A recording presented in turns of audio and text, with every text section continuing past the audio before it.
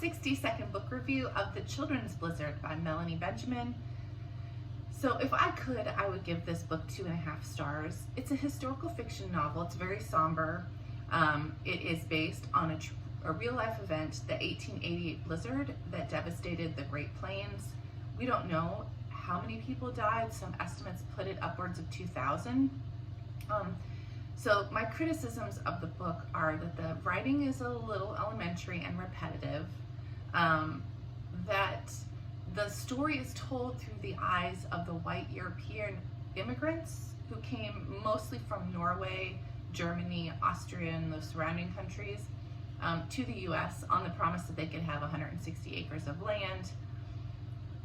What it doesn't cover, hardly at all, just glances briefly off the fact that the storm also killed we don't know how many Native Americans, and they lost their land in order for the white Europeans to come to the country and start a new life. So I just felt like in this day and age, that's maybe should have been a little more of an enlightened perspective and a bigger part of that book.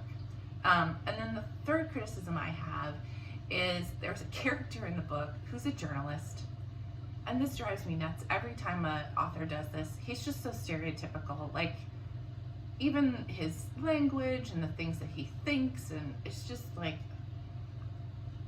can we just write somebody who has a little more depth? He also has this super weird obsession with a teenage girl that he saw right before the blizzard, and he goes out afterwards to try to find her and her family to see if they were okay, but it's very clear that he's looking for her because he thinks she's hot, and he talks a lot about prostitution around in the same thoughts that he's thinking about this girl and her yearning neck or something like that. It's just kind of, it's gross. It's gross.